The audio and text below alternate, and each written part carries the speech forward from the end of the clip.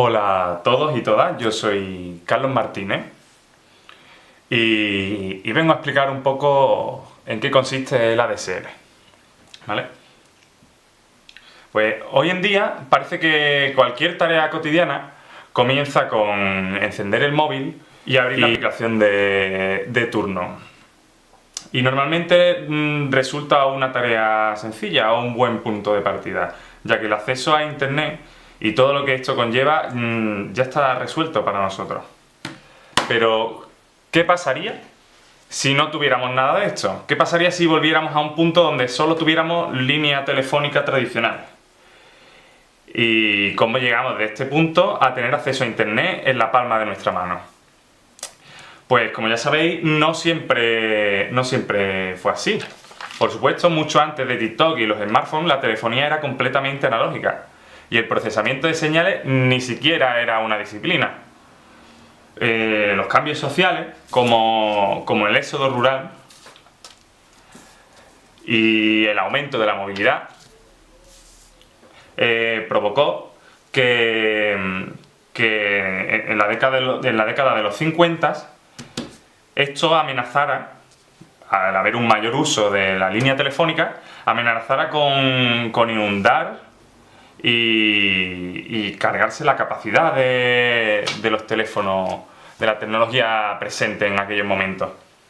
Entonces, el rescate vino por medio de la tecnología digital y su mayor capacidad y calidad. Le daba 1000 vueltas a la analógica, aunque en sus inicios la barrera que existía entre ambas no estaba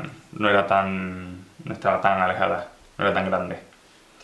Entonces, las compañías telefónicas invirtieron en esta nueva tecnología para transmitir voces digitalizadas a larga distancia y al hacerlo sentaron las bases para la transmisión de datos a larga distancia, tan crítica para el acceso a internet. Pues bien, para entender cómo funciona todo esto, empecemos con unos conceptos básicos. Todos hemos visto una radio de alguna forma u otra.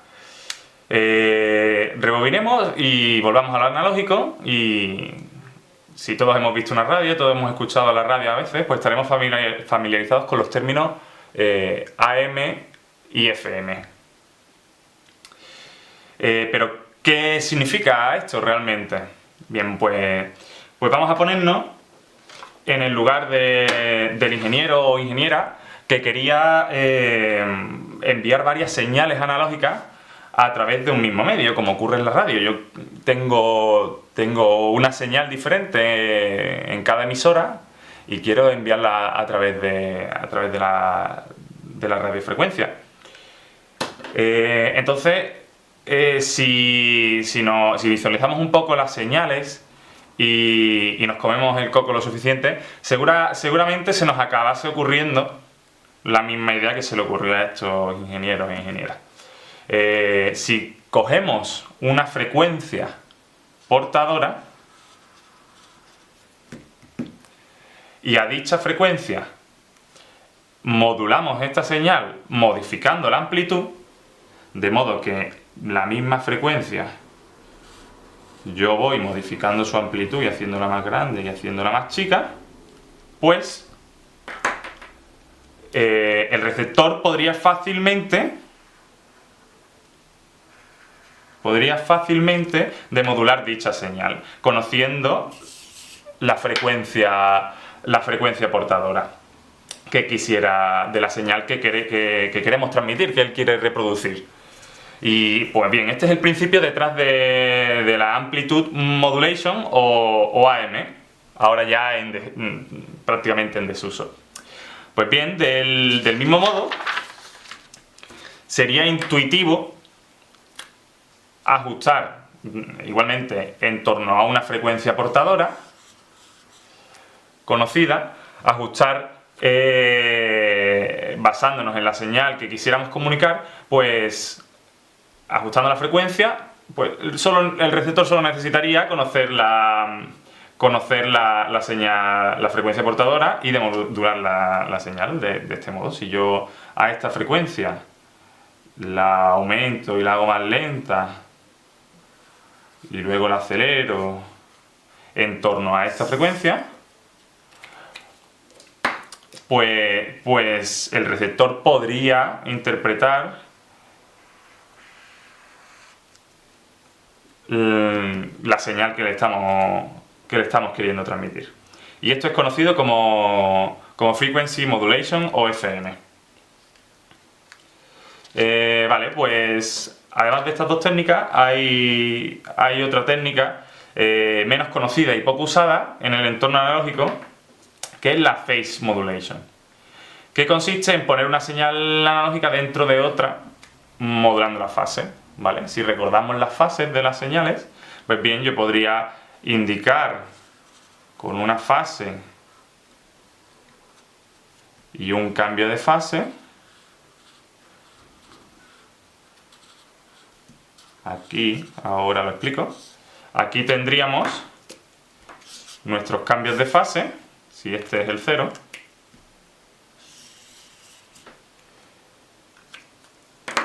Pues yo podría indicar que aquí me encuentro en el punto más alto de la señal y que aquí me encuentro en el punto más bajo, de modo que podríamos, de nuevo, demodular dicha señal. Vale. Bien, pues ya entendemos un poco mejor el mundo analógico, pero para poder tener acceso a Internet debemos saltar a la era digital, a los unos y a los ceros. Introduzcamos nuevos términos para esto: amplitude, frequency y phase shift keying. ¿Qué nombre más raro? ¿Qué significa esto? Bien, pues este es el nombre que le dieron a las distintas formas de codificar. Ojo, ya no hablamos de modular, hablamos de codificar, estamos en el mundo de los unos y los ceros. Una señal digital dentro de una señal analógica. La señal analógica, en cierto modo, sería el medio de transporte. Si hacemos igual que con las señales analógicas, pero esta vez intentamos pensar de formas en las que distinguir un 1 de un 0, deberían venirnos a la mente al menos un par de ellas. Como hemos visto antes, si modificamos la amplitud de una señal analógica, podríamos distinguir un 1 de un 0.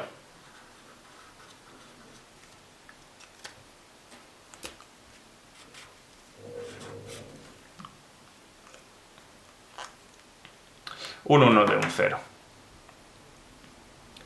Pues esto es conocido como Amplitude Shift Keying, esta técnica. Del mismo modo, es igual de sencillo distinguir un 1 de 0 modificando la frecuencia. Si bajamos la frecuencia y luego la aceleramos, pues podemos ver que es fácil distinguir un 1 de un 0. Esto se conoce como Frequency Shift Keying, ¿vale? Pues bien, nos vamos quedando sin idea, pero todavía nos falta una. ¿Os acordáis de las clases de circuitos y el lío de las fases? Vale. Creo que nadie lo entendió a la primera, así que no os preocupéis si no os acordáis. Es muy sencillo y voy a intentar refrescarlo con un ejemplo muy visual. Bien, siempre nos representaban, en la representación fasorial, pues teníamos nuestro círculo y nos indicaban, pues eso, que según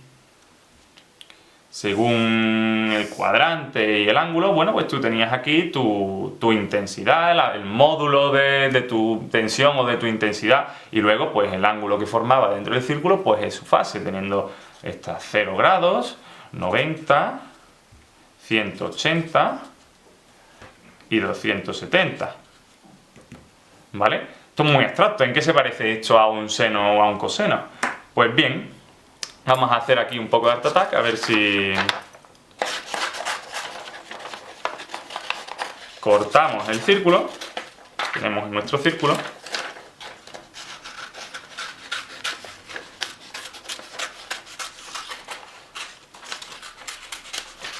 Y recordamos dónde teníamos nuestro 0, dónde teníamos 90, dónde teníamos 180 y 270. Entonces, si ahora cogemos y cortamos nuestro círculo por la mitad,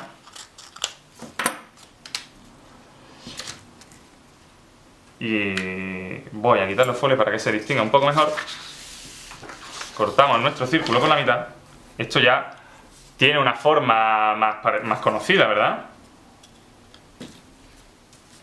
Esto sería nuestro seno, donde tenemos aquí 0, 90, 180 y 270. ¿Vale? Pues esto no es más que... Esto es la representación fasorial, es la información que nos está abordando la representación fasorial. Si tenemos nuestro eje, pues aquí tendríamos el seno,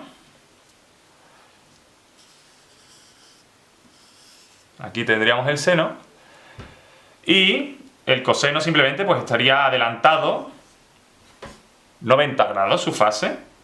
Podríamos representar así el seno, el coseno, perdón. ¿Veis? Entonces, con esto, espero que haya quedado un poquito más claro pues, la representación fasorial de las señales. Bien, pues ¿cómo distinguimos aquí un 0? Pues igual de sencillo. Si asignamos a dos fases diferentes, el valor 1 y el valor 0, pues si tenemos una señal y luego, este será nuestro 1, y luego con otra fase, otra, pues podemos tener un 1 y un 0. Vale, pues como decía, esto es lo que se conoce como phase shifting.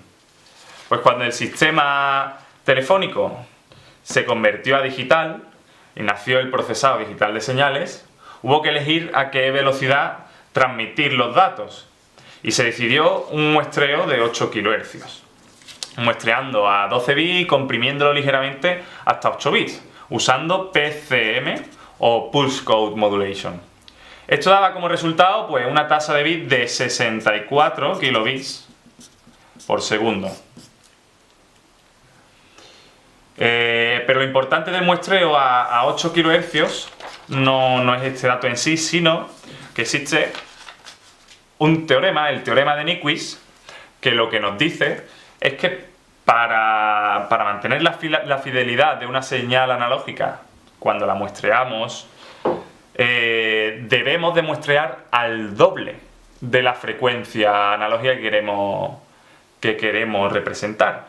Por lo tanto, a 8 kHz había que limitar la banda de la señal a la mitad, a 4 kHz. Y en concreto se limitó a 3,4 kHz. De hecho, el famoso 3,4 kHz. Y es por esto que la voz a través del teléfono se escuchaba diferente y tenía efectos diferentes según si la voz era grave o aguda. Bien, pues si nos metemos en esta banda destinada de 3,4, en esta banda destinada para la voz en el teléfono digital y la usamos para transmitir información, tenemos los principios de la tecnología que nos permite el acceso hoy en día a Internet. Pero, ¿y si para transmitir estos datos combinamos todo lo aprendido? Pues bien, esta idea es de forma superficial el origen de la DSL o la línea de abonado digital asimétrica. Siguiendo esta idea de combinarlo todo, pues introduzcamos un poco el QAM o Quadrature Amplitude Modulation. Como el nombre nos da una pequeña pista, Amplitude Modulation, pues el QAM no es más que si cogemos las ideas expuestas anteriormente y combinamos el ASK, el Amplitude Shift Keying, que era codificar usando la amplitud, y el Phase Shift Keying. Si combinamos estos dos, pues tenemos nuestra famosa representación fasorial. Entonces tendríamos pues a una fase y una amplitud, si consideramos esta distancia, la amplitud, a ver, lo voy a hacer un poco más grande que no se ve, esta distancia, la amplitud, pues podríamos asignar un valor para dicha amplitud y distintas fases. Bien. Y si ahora cogemos otra amplitud mayor y hacemos lo mismo, pues podríamos nuevamente asignar más valores a estos símbolos. De modo que en este en concreto tenemos 16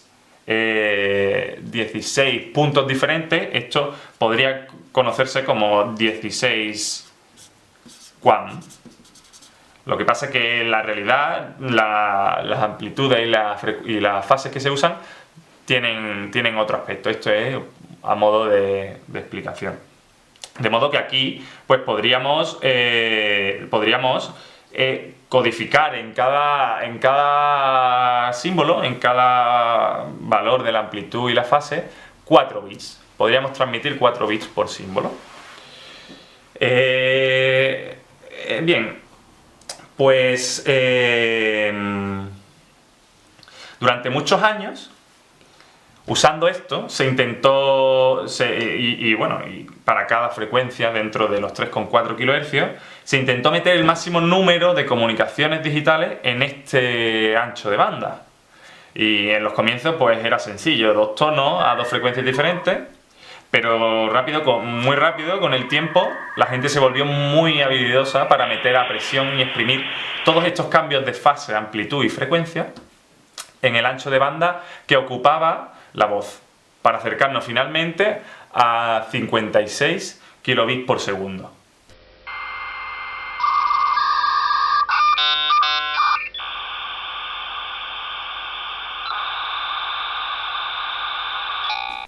Pues bien, durante un tiempo se pensó que este era el límite, que se había alcanzado el techo y en cierto modo tenían razón. Este era el límite teórico. Pero bueno, a un listillo se le ocurrió que, bueno, si tenemos nuestro teléfono conectado a la línea telefónica, que en una primera instancia nos lo limitan, se comprime el PCM, etcétera, y luego aquí nos lo limitan al ancho de banda que hemos visto antes, a 3,4 kHz. Tenemos aquí nuestro esquema. Bien, a un listillo se le ocurrió que, ¿y si nos saltamos esto y directamente nos vamos al cobre? Y luego aquí, pues nos enchufamos y leemos esa información. De este modo, evitamos este límite de 3,4 kHz. Pues no estaba muy alejado, era una pedazo de idea, pero en la realidad no todo es así de bonito, no es así de sencillo. En la realidad, los cables, como sabéis, tienen resonancia, y se producen diafonías y atenuación, etcétera, etcétera. Pero a esto se resalta aún más cuando, si habéis trabajado alguna vez con compañías telefónicas, pues habréis dado cuenta de que son máquinas de hacer dinero y que todo lo que sea gastar el más mínimo céntimo te van a poner pega, se van a resistir. Entonces, cuando tenían la línea telefónica, ellos tiraban su línea telefónica, que era la que se usaba para esto. Cuando dejaba de utilizarse esa línea telefónica por el motivo que fuera, o dejaba de ser funcional porque ya ahí no había una casa o ya no estaba conectado, el motivo que fuese, bueno, la compañía no llegaba y limpiaba y recogía el cable y ordenaba aquello para dejarlo como estaba. No, la compañía lo deja allí porque obviamente cuesta dinero pagar a un técnico que recoja aquello, y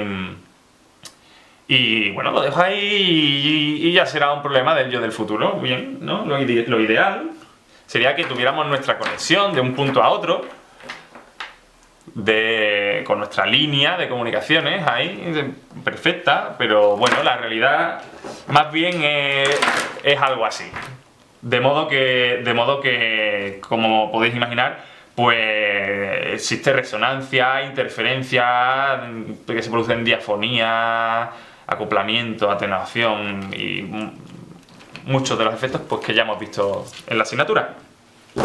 Vale, pues ¿cómo solucionamos esto? Aquí nos metemos en el cable y vamos a tener frecuencias que se nos atenúen, o sea, tenemos que llegar a una solución.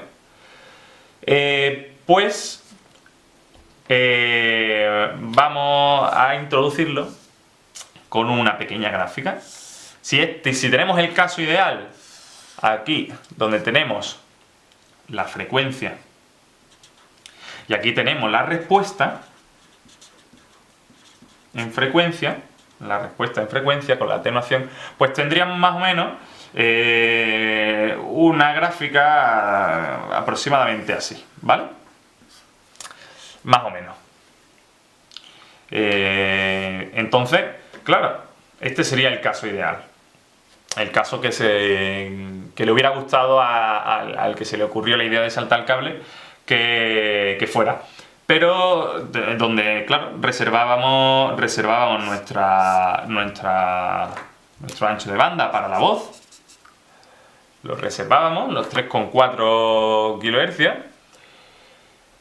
Y claro, aquí pues a lo mejor en la realidad no era así de perfecto, pero bien, ¿cuál fue la idea brillante? Pues la idea brillante, reservando este ancho de banda, antes mencionado, era con el resto de frecuencias que tenemos, dividirlas usando una técnica conocida como DMT o modulación por multitono discreto. Entonces dividiríamos estas frecuencias en rangos de frecuencia, así, con sus anchos de banda, cada uno, y en cada uno dentro de cada una de estas divisiones, pues aplicaríamos nuestro QAM.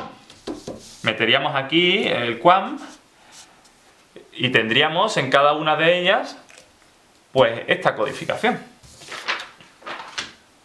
De este modo, pues las frecuencias que tuviesen más interferencia se descartarían, y estas franjas son las que se denominan bins, ¿vale? Por poner un ejemplo, imagínate más bien el caso real, puede ser un caso así, algo así, de modo que cuando yo reservo mi voz y divido el resto de frecuencias, pues me doy cuenta de que estos dos bins, este rango de frecuencias, tienen muchas interferencias, por lo tanto las descarto y no las usaría, pero tengo disponible todo el resto de bins, todo el resto de frecuencias. Pues bien, cuando te venía el técnico de la compañía a instalarte la DSL, pues era lo que hacía, él enchufaba su maquinita al cableado y iba probando los cableados existentes que llegaban a tu casa y demás, y veía la atenuación que se producía la respuesta en función de la frecuencia, y escogía pues el cable que tuviera mejores prestaciones, y era al que te conectaba. Entonces, gracias a esto, podíamos adaptarnos a las interferencias de los otros canales dentro del conducto, y esto es lo que nos permitió romper ese límite de 56 kilobits por segundo y alcanzar velocidades de hasta gigabits por segundo.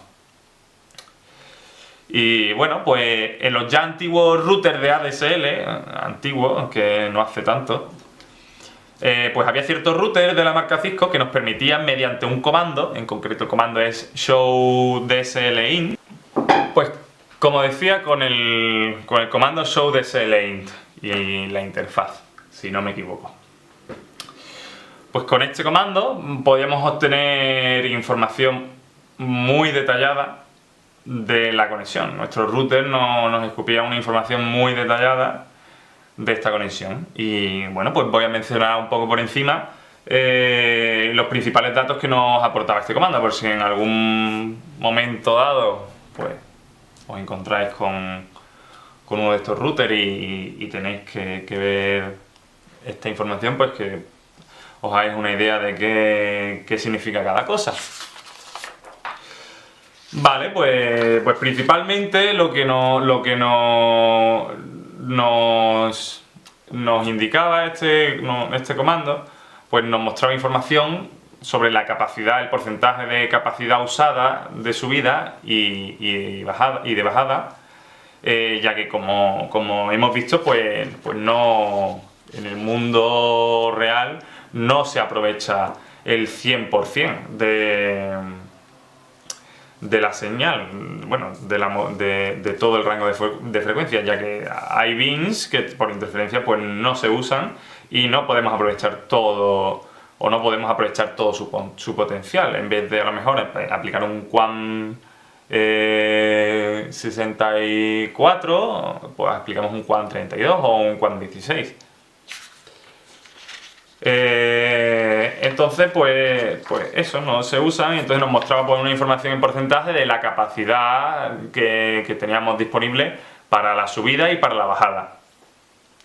También pues nos mostraba la velocidad en kilobits por segundo de subida y de bajada, y los contadores de errores, los CRC y otro más de errores que había podido recuperar.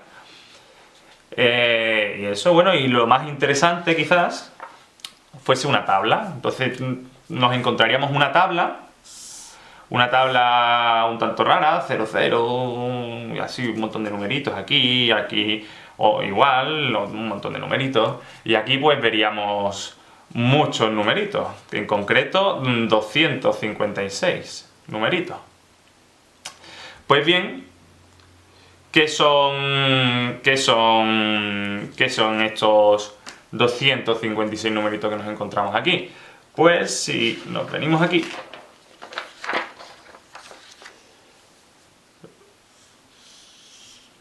nos podemos hacer a una idea de por dónde va la cosa. Pues bien, esto se dividía en 256 bins, y esta tablita lo que nos mostraba es el número de bits por símbolo, una equivalencia al QAM utilizado, para cada bin, del 0 al 255. Pues bien, nos encontraríamos que al principio tendríamos una racha de ceros. ¿Por qué? Bueno, pues los primeros bins, como hemos visto, están reservados para voz. Y de hecho, solo se usan, si dividimos, no sé hasta cuánto era, si son hasta un 100 MHz, no lo sé hasta cuánto llegaba el límite de frecuencia.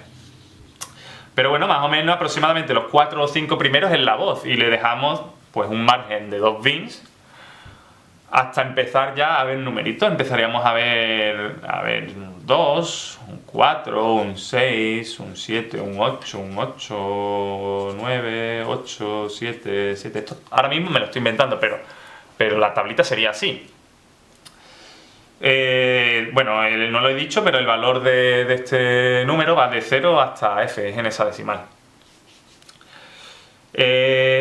Entonces, pues tendríamos esto y tendríamos este perfil.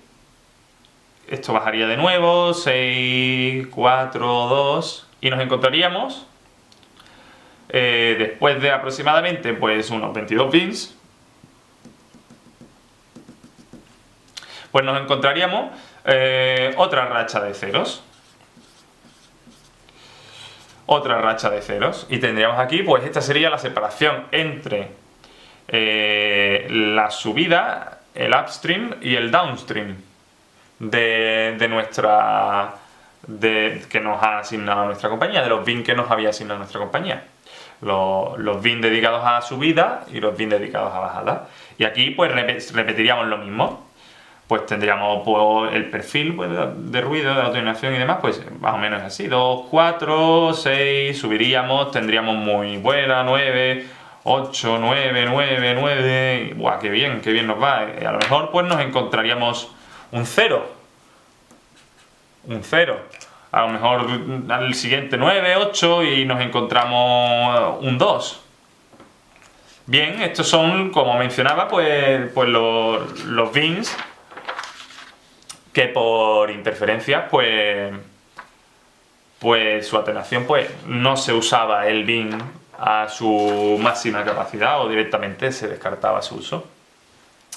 Entonces tendríamos esto así continuaría con unos 200 y pico bin restantes y ya llegaremos al final donde ya iría bajando 4 a las frecuencias más altas, pues incluso en el mundo ideal la atenuación es muy alta, iría bajando 4, 4, 3, 2, 0, 2, 0, 0, 0, 0, 0 y así. Y tendríamos aquí nuestra tabla que representaría cuántos bits por símbolo hemos asignado nuestro router, esa compañía, cuando hace la prueba de atenuación de la respuesta en frecuencia, pues la asignación, según los bits que tenga asignado nuestra compañía, la asignación de bits por símbolo que ha utilizado y los que ha descartado. Esa sería la información que nos muestra. A día de hoy, la tecnología avanza a un ritmo tan acelerado que actualmente pues, el nivel de DSP o procesado digital de señales que hay en las transmisiones de datos pues eran inimaginables hace tan solo 30 años. Y nada, la pregunta que surge es ¿a dónde llegaremos en los próximos 30 años? Así que nada, muchas gracias por vuestra atención. Nada. Suficiente internet por hoy.